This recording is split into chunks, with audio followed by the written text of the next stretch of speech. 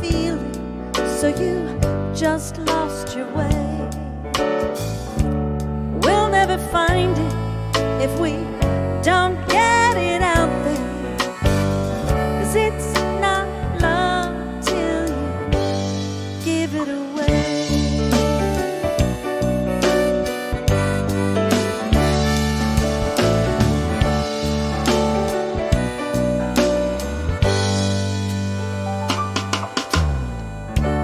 It's not a treasure you keep buried within you. It's not a bankroll you save up for a rainy day. It's not like a lifeboat you don't use till you're sinking. It's not love till you give it away. Give it away.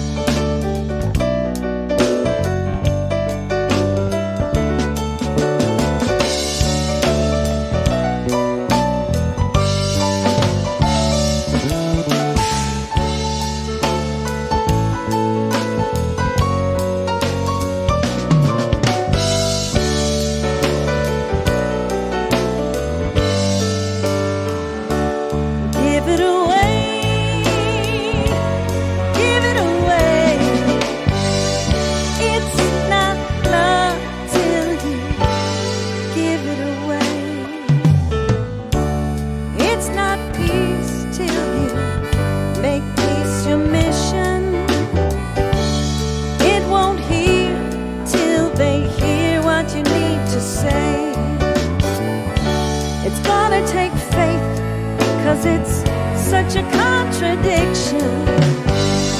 It's not love till you give it away. Give it away. Give it away. It's not love till you give it away. Give it away. Just give it away. It's not love till you give it away.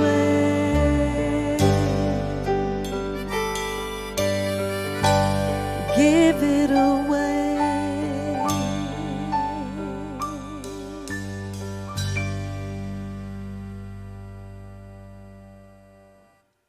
Oh, yes, wonderful, wonderful. Thank you, Jennifer Burnett. Welcome to Jennifer Burnett's birthday party. Oh, wait, no, it's Wednesday Night Live. But we are celebrating Jennifer's birthday. Today is her birthday. And we also have our wonderful band. We have Rob and Kent and Josh and Bijou with us tonight. And they're going to be bringing us some beautiful music. And as we start our service, I invite you in honor of Jennifer's birthday just to take a deep breath with me and just feel how much love and how much joy and talent she gives to us all the time. And just send her some well wishes. Just send her a wish for this next year, for her birthday. Just allow those well wishes to just flood through the airwaves and just bless her. Take a deep breath with that. And I also love that in Alice in Wonderland, they talk about everyone has an unbirthday. Every day is our unbirthday. So now I invite each one of us to take a deep breath, and whatever it was that we just sent to Jennifer, let's be open to receive it for ourselves, to receive that and so much more for ourselves. So take a deep breath with that and just feel the centering in recognizing that as we give love away, as her song just told us, when we give it away, it comes right back to us. It just flows right back to us. And so we receive that which we have given this evening. What a joy it is to be in the circle of divine life. What a joy it is to be together here today at Wednesday Night Live. We're so happy you've chosen to be with us. We've got a great service planned. We've got great music, a great fun message, and it's almost Thanksgiving. Everything is just moving right along, isn't the holidays are upon us, and we're all shocked and amazed. So we're so grateful for you. And so just take another breath with me as we step into some more music from our wonderful Jennifer Burnett and our band. Thank you, Dr. Michelle, and thank you, everyone, for the warm wishes. I really appreciate it. This next song is so beautiful to me. It's such a simple message, and it's maybe a hard one to hear sometimes, but it is a simple message, and I hope you can hear it.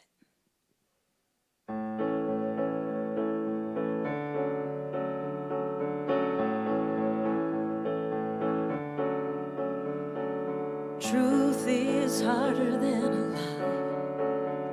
The dark seems safer than the light. And everyone has a heart that loves to hide. I'm a mess and so are you. We've built walls nobody can get through. Yeah, it may be hard, but the best thing we could ever do.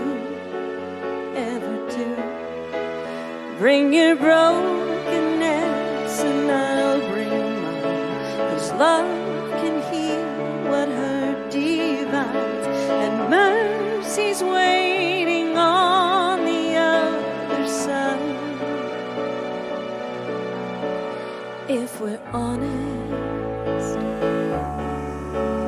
if we're honest, don't pretend to be something that you're not. Living life afraid of getting caught. There is freedom found when we lay our troubles down and we talk, So bring your brokenness and I'll bring mine. 'Cause love can heal what hurt divides, and mercy's waiting on the other side. If we're honest, if we're honest,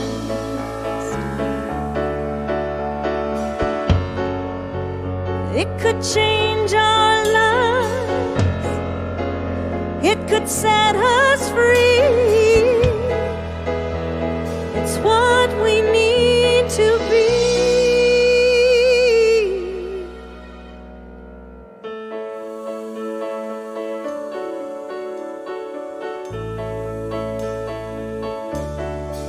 So bring your brokenness and I'll bring mine. 'Cause love can heal what hurt divides, and mercy's waiting on the other side.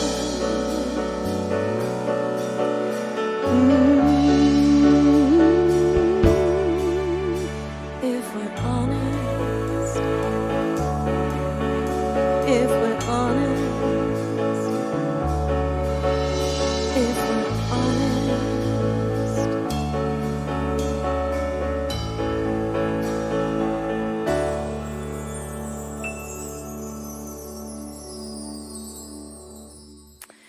That was lovely, Rob. Beautiful, beautiful job on both of those. Thank you very much. All of you guys, that was lovely. Aren't we blessed with this band? That song, wow, it just speaks volumes to me. It just speaks on it, volumes to me. It's sometimes hard to be just completely honest, but I know that when you approach a conversation and approach a relationship with nothing but love, I know it gets a little bit easier, because as long as you feel safe, it's easy to be honest. And that song, combined with this next one, I think really speaks to the message title tonight about bridge over troubled water. Because if we bring ourselves fully to a situation, no matter what it is, whether it's troubled waters or stormy waters or murky, ugly, icky waters, which I guess all of that is troubled waters. But no matter what the situation, if we bring ourselves fully with honesty and love, we can probably get through just about anything.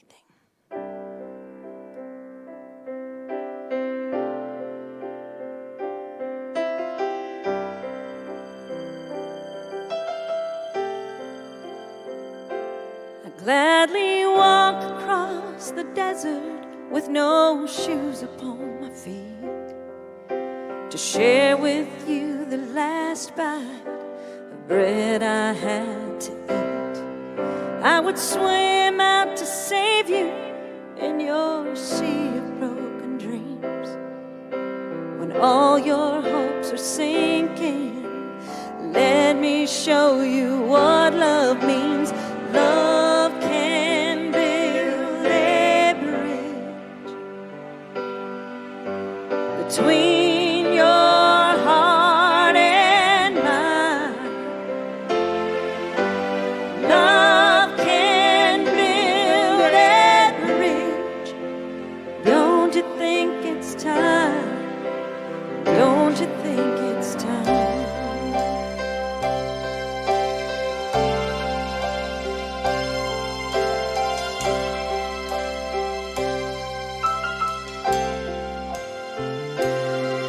I would whisper love so loudly every heart could understand that love and only love can join the tribes of man. I would give my heart's desire so that you might see.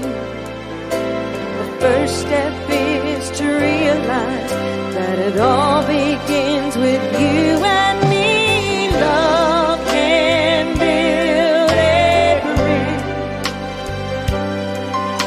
between your heart and mine.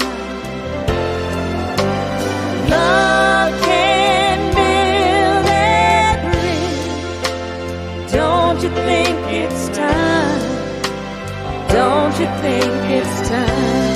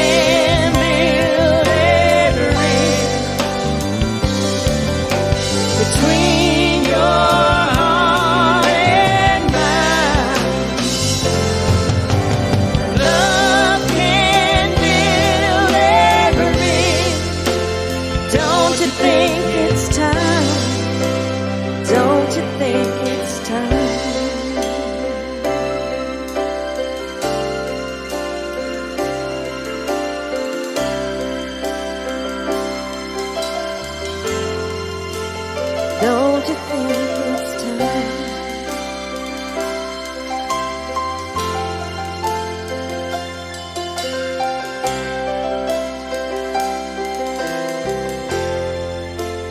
Love and only love.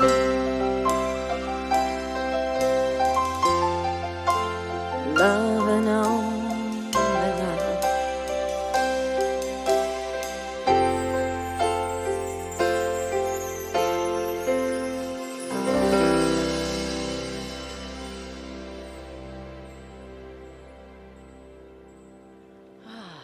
So beautiful. Happy birthday, Jennifer. Thank you to the Wonderful. Mile High Band. Thank you. Bijou, Josh, Rob, Kent. Great to see everyone. Great to see you, Michelle. I Great to think see you too. this is kind of our little theme song. I think the first time we spoke together was after that song, Yes, and Bridges to Breakthroughs. on Facebook, the memory of us standing on our bridge looking like we'd gone to prom. Yes. It just came up recently. Wonderful and mildly embarrassing, the whole Yes. thing. Yes. So wonderful to see everyone tonight. We are not Reverend Masondo. No, we are not. Reverend Masondo, they've got a little stomach bug going through their house. He's just fine, but we live in a day and time where if you get symptoms, you don't go to work. That's and he right. said to me, it's going to take at least 2 ministers to meet the caliber of message that I was going to give. So we're He's stepping probably up right. today. Yeah. And what was his talk title? Do you know? Bridge over troubled water. Bridge over That's troubled right. water, which I didn't ask him what it was about. So it's either about rising above challenging times or Yeah. about his love for the musical duo of Simon and Garfunkel. I bet it's the second one. It might be, so we better hit both. So do you have a favorite Simon and Garfunkel song? Yes, I like The Sound of Silence. Hello, darkness, my old friend. I've come to talk with you again. Oh, that was Yes. good. I like saying that and then Yeah, but have you heard Get that it, silence? really raucous one that's out now? Really No. it's good. we'll check that out. Nathan can tell me who the artist is. I can't remember. Disturbed. Thank you, Disturbed, yeah, Nathan. thank you Nathan. very much. And my son loves Hazy Shade of Winter. Oh, That's a big thing. And shout out, pop quiz directly to Wickhampton, but anyone can answer this. Which 80s all-girl group covered that song for a big hit in the late 1980s? Wick will know. Uncle Wick will know. Will know. And my favorite is a song called I Am a Rock. Oh, yeah, that's I'm an a good island. one. I touch no one and no one Yeah. touches me. It's good as kind of I wasn't a goth kid, but I'd get a little sad, and that was a good song. So that's our Simon and Garfunkel Yeah. bit. But I do love this idea of rising above challenging times. We are in a challenging time in our country. A lot of us, be it in work, economic uncertainty, whatever's going on in life, are facing challenges. And so it's so important to identify that bridge that helps get us over troubled water. So I thought I'd ask you to start tonight, Michelle, what was the time of troubled water in your life, and what was the bridge that helped you to overcome it? Well, one of the first things that pops in my mind is that when you ask that question is that a lot of people think that just because we are in signs of mind that we don't ever have any troubled waters, that we don't have to traverse those things, but we do. All of us do. I've certainly had my fair share of troubled waters. Sometimes I call myself a whole, perfect, and complete mess. That's right. Yes. Yes. Whole, complete, and perfectly messed up. Yes, absolutely. So the time that comes to mind right now, interestingly enough, was in Phoenix when I lived there. It was in 2013, and I was about to turn 50 years old. And I decided that I wanted to do something I'd never done before, and I'd been working out with a trainer, and she told me about this run. Now I know you're a runner. I don't run anymore. More like a brisk waddle. Well, that's kind of what I ended up doing, and you'll find out why in a minute. Because she was going to do this 5K race, and it was a nighttime race. It had all the glowy stuff on it. You could put stuff on, and you're supposed to run in the dark. It was a glow in the dark or something run. So I trained for it with my trainer. Trained on my own. Trained for months and months just to do this little 5K. 5K is what, 3.5 miles? It's not a big deal. You probably run that every day, right? It's a big deal when you haven't done it before. That's true. But I really worked on it and trained very hard. And when I was a kid, I'd been an ice skater, so I was used to training and used to pushing myself physically, and I was doing pretty good. And I used to joke about how I would be on the ice. I was a figure skater. I would be on the ice and I could do a spin and a twirl and a jump, and then I would get off the ice and I would twist my ankle and fall walking home, because my ankles just seemed like they would get weak from that. So I worked really hard, strengthening my ankles, strengthening my legs, always keeping myself in, strength is what was important. So while I was learning to run, I was paying attention to all this. But that night, after all these many months of training, they had us in different groups of about 1,000 people per group, because this was a big hit. So I went in the second group, and I also went with my trainer and another friend. and who had also been training with her. And so we go to start running, and they blow the horn, and we take off with our group of 1,000 people. And we're running, and we're having a good time, and we're just enjoying the night. And it was really dark. They had no lights on the field at all, and you couldn't really see the surface you were running on. And guess what? I stepped on the edge of the pavement and twisted my ankle and fell flat on my face. And realized that there are 1,000 people behind me, and I better get up quickly. So I got up as quickly as I could, and I had completely, cut my arm open, and my knee was all messed up, and my ankle was clearly twisted. I want to give you a hug, but I'm not allowed. I know.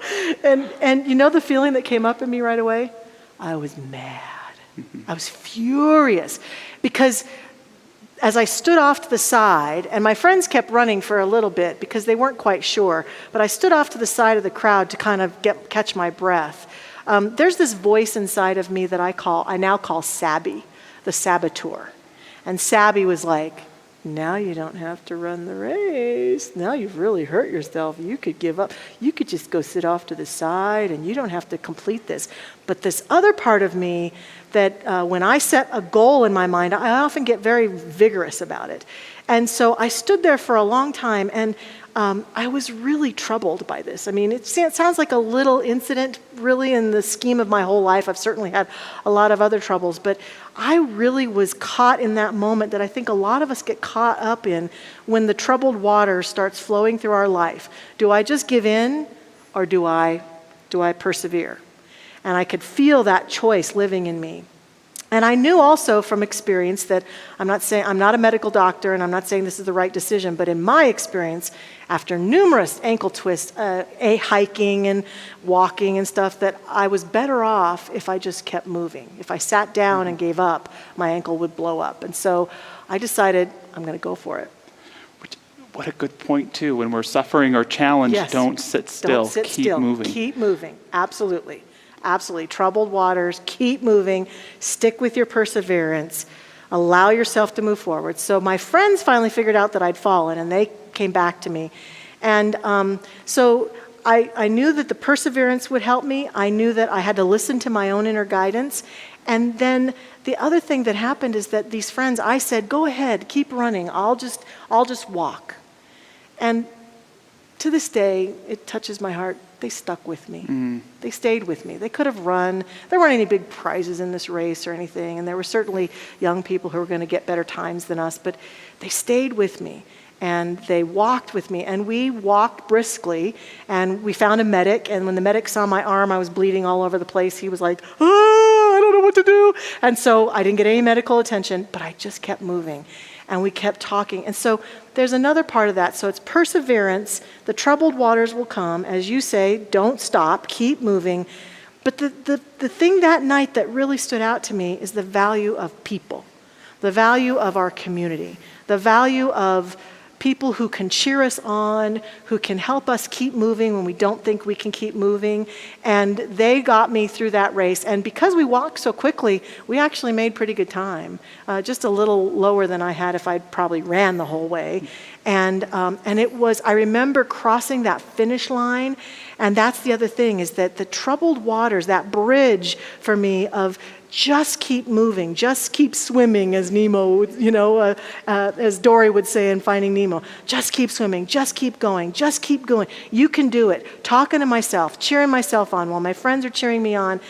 The feeling of accomplishment when I got over that finish line. The feeling of pride. I was battered and bruised and, didn't feel very great, but I did it. I did it. And I think that's part of the value of those troubled times, because even the water under the bridge can be somewhat beautiful, even though it's troubled and it's rough and it's challenging. And when I look back now, that was one of the most beautiful moments of my life, and a moment of great pride just to say, I'm going to keep going. I'm going to keep going. How about you, Josh? Yeah, and you haven't stopped. I haven't stopped. Yeah, I love it. Well, and there's, I think it was Fred Rogers who said that the biggest illusion we all live under and we have to let go is this image that we're a perfect person. Exactly. But the other, I think, belief is this idea that we're alone Yeah, and we have to do yeah. things alone. And what a Yeah. powerful part of that story, to learn in that you weren't alone and that you have a support system around you. Sometimes we see them, sometimes we don't, but they're Right. always there. But when we're willing to have a miracle take place in doing whatever we're doing, the miracles have a funny way of happening all around us, don't they? Yes, and you're reminding me that I wanted to share tonight with this because what came into my mind was that quote from Ernest Holmes, the founder of our teaching, who says, to abandon the truth in your hour of need is to demonstrate that you never knew the truth to begin with.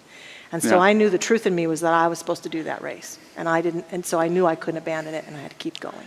Yeah, and part of recognizing that we're imperfect people sometimes is realizing that we can sometimes demonstrate in spite of ourselves. Exactly. No matter what is going on, and that's part of the magic of co-creating our life adventure with Spirit, how that works. Yes, have you had a time where you had to cross a bridge over troubled water, Josh? No, not for me. No. Okay. And, let's just end the talk then. How about that? neither of us wanted to go too dark tonight, but I thought I would share about the troubled water for me of finding success early in my ministry and the ultimate bridge that helped me do that of learning to trust.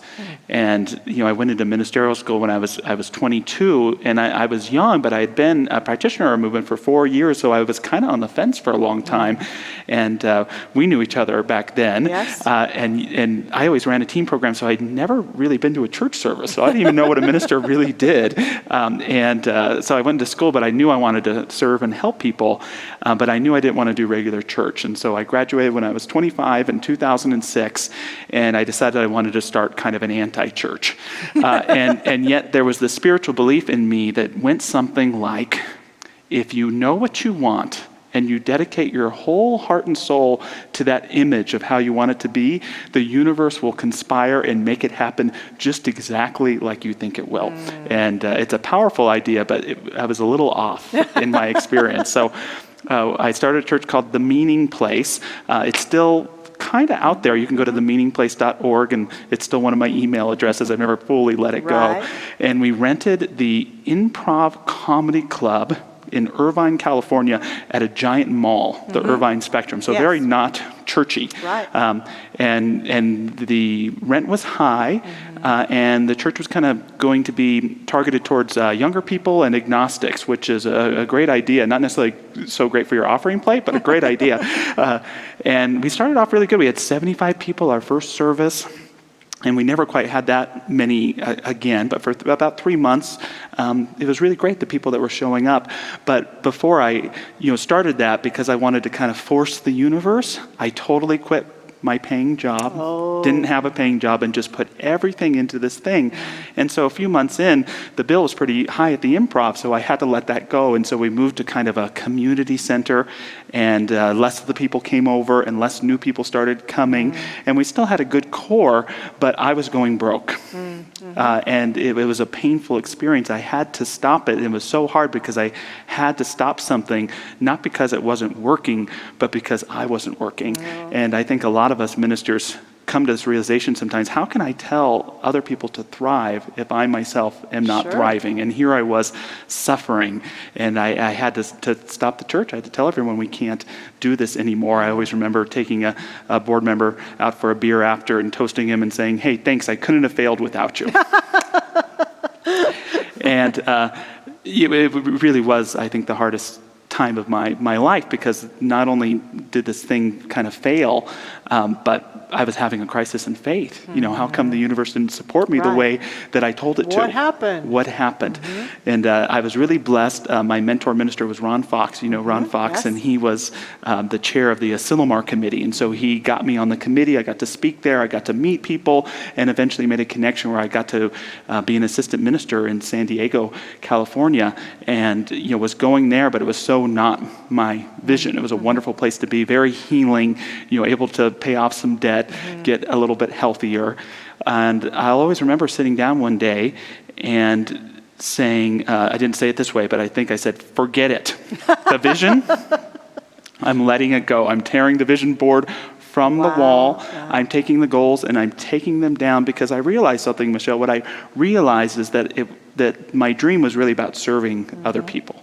My dream was about being a good minister. And some of these visions and ideas were really a result of not trusting the universe to help me find my way. And so I made a commitment that day, my only goal is to do a good job. My only goal is to be the best me. And I always remember that day I was reading some Viktor Frankl, rereading Man's Search for Meaning, because why not, when you're suffering, read about someone who suffered more than you did. And I ran across this quote that was really strong and guiding for me. And he says, "Don't aim at success. The more you aim at it and make it a target, the more you are going to miss it. For success, like happiness, cannot be pursued. It must ensue. And it only does so as the unintended side effect of one's personal dedication to a cause greater than oneself, or as the byproduct of one's surrender to a person other than oneself." That's a different story. Happiness must happen. And the same holds for success. You have to let it happen by not caring about it. I want you to listen to what your conscience commands you to do and go on to carry it out to the best of your knowledge. Then you will live to see that in the long run, I say, success will follow you precisely because you had forgotten to think about it.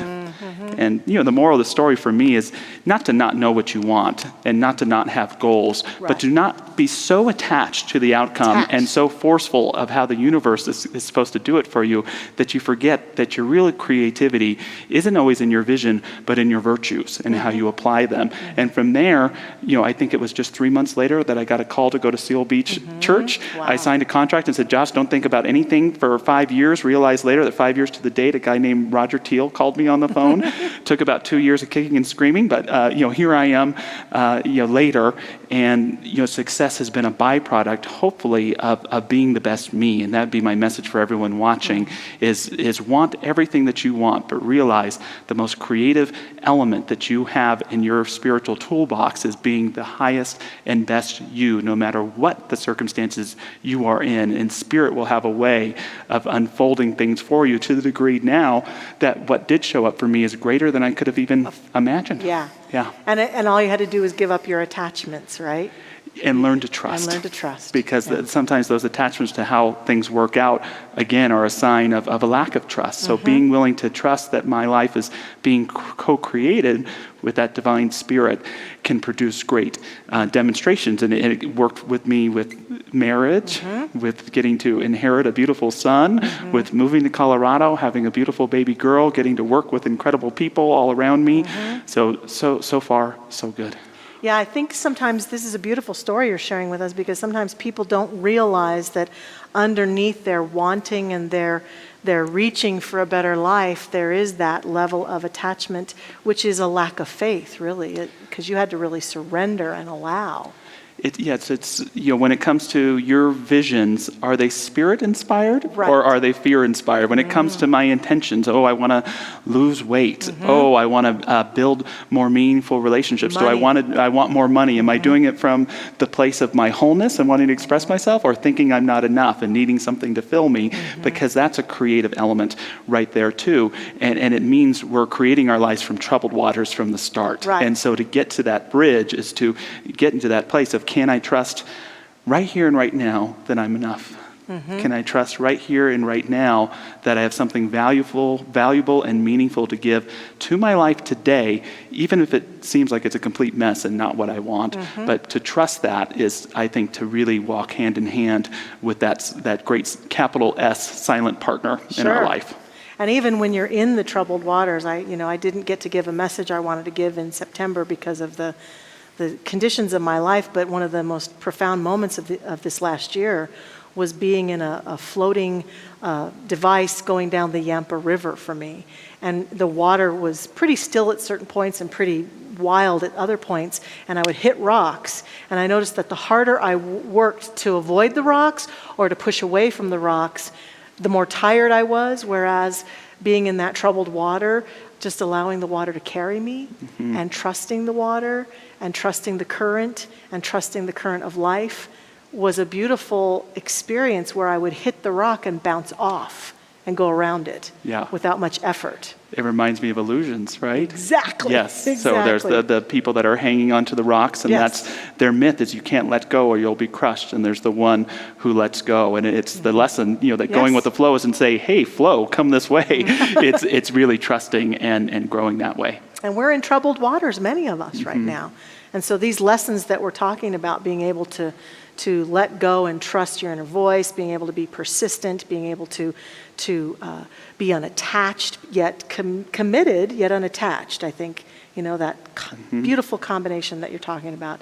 These things can help us, and being in community. That's what I love about being here, being in community. Because I will say that my most troubled times in my life, if I were to stand here and recount every single one of them, that a huge part of what helped me get beyond them, that bridge, was people like you and other people who could stand there with me and love me and support me and give me advice when I needed it. Yeah, we were talking, this will be my last point, but during Jennifer's song, we were talking on Facebook, and she was talking about honesty, and I shared a quote that I've always admired, that the truth will set you free, that or will get you punched in the nose. and sometimes it's both, and sometimes being honest with ourselves feels like a gut punch wherever we are, but if we move towards it, it's amazing the incredible support, partners, and situations that come to help us realize the possibilities of our dream, even beyond our greatest imaginations. Beautiful, beautiful. Well, how about some prayer? Let's do it. Okay, so I invite us just to take a moment to just breathe into this moment. I'm really into the breath this evening, that flow of the breath, and breathing in life and breathing out. And invite each one of us just to stay right where we are, be right where we are, awaken right where we are, and just be present.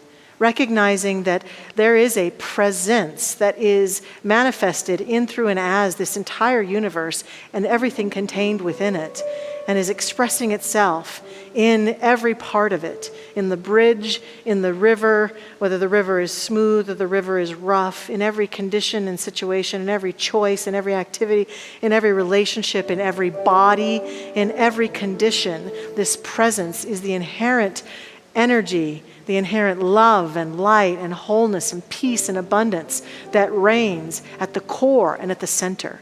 And in this prayerful moment, we recall and remember this truth of life itself, and therefore recognize that this truth that I'm speaking of right now, this presence, is our very presence. That in this moment, no matter what is going on in our life, whether we are having moments of great joy and in the flow, or we are finding the resistance of life coming at us, or feeling discouraged by the conditions or circumstances we're facing, right here and right now, we are that which God is. It is in us, through us, and as it is the conditions or situations that we might be thinking of that cause us to pay attention, to feel that resistance, to feel the flow. Whatever it is, God is right here, in it, through it, as it. And what I recognize is that this power and this presence is greater than any of the challenges we face individually and collectively. This power and this presence is the solution, the surrender into it, the wisdom we gain from it, the guidance we feel called into, the opportunity that we have right here and right now to be together in this service, hearing this music, hearing this message, hearing this prayer, and feeling that inspiration within us that guides us forward. For it is none of this that is the truth that sets us free. It's what we say to ourselves in the presence of this truth that truly sets us free. And so right here and right now, I declare that anyone within the sound of my voice is experiencing that freedom, that it's rising forth within them, allowing them to find the bridges that carry them over any troubled water that they may be facing.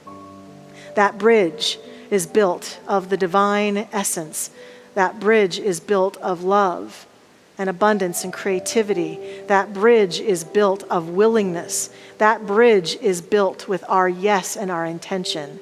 And I stand as witness to that bridge in each of our lives, carrying us forward, carrying us across the rough waters, allowing us to float, if we're in the midst of those waters, to float with ease and grace and trust and faith. I am so grateful that this is the truth of who and what we are right now, the truth of our lives, the truth of our conditions and experience. So grateful to sense this and to feel this and to accept this on our behalf. And in that very beautiful place of divine gratitude, then I can release this word and release it with absolute faith and trust that as it has been spoken, it is done. I let it go, I let it be, and with one more breath in and one more breath out, we simply say, and so it is. Amen.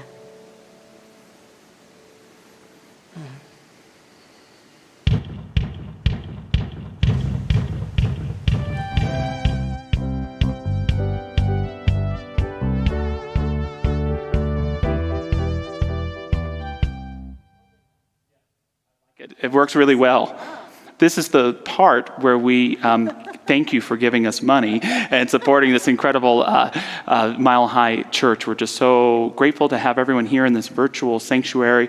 We've got so many exciting things we're preparing for at the church. Yes. Candlelight services, they'll be online, Thanksgiving services, family Christmas, so many wonderful things. And we couldn't do that if we weren't so incredibly supported by you and by this incredible Mile High congregation. So thanks for investing in this church. Please know that you can go online to milehighchurch.org and give. You can text to give. You can mail in a check, whatever feels good to you, and just know that it's received with immense gratitude and serves so many different places. And so you want to lead us in an offering affirmation? Okay, sure. Let's just take a moment to once again breathe. I guess I'm into that this evening, and accept and affirm that the life and the light that God is flows freely and effortlessly through us. We are in the midst of abundance right here and right now, and we allow it to flow through us as us, knowing that as we do, we benefit so many with our gifts, with our love, with our generosity. Thank you, life, and so it is. So it is.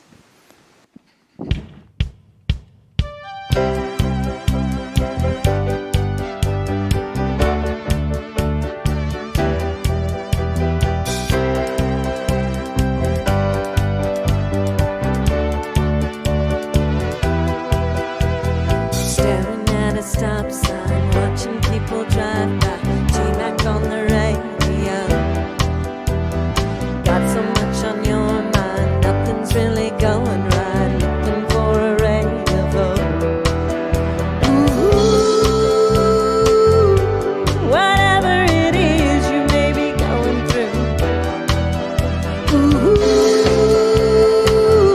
God is not gonna let it get the best of you. You're an overcomer. Stay in the fight till the final round. You're not going under. 'Cause God is holding you right now. You might be down for a moment, feeling like it's hopeless. That's when God reminds you, you're an overcomer. You're an overcomer.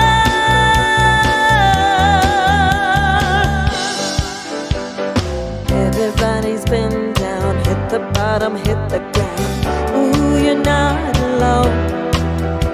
Just take a breath, don't forget, hang on to those promises. God wants you to know you're an overcomer. Stay in the fight till the final round. You're not going under. 'Cause God is holding you right now. You might be down for a moment, feeling like it's hopeless. That's when God reminds you, you're an overcomer.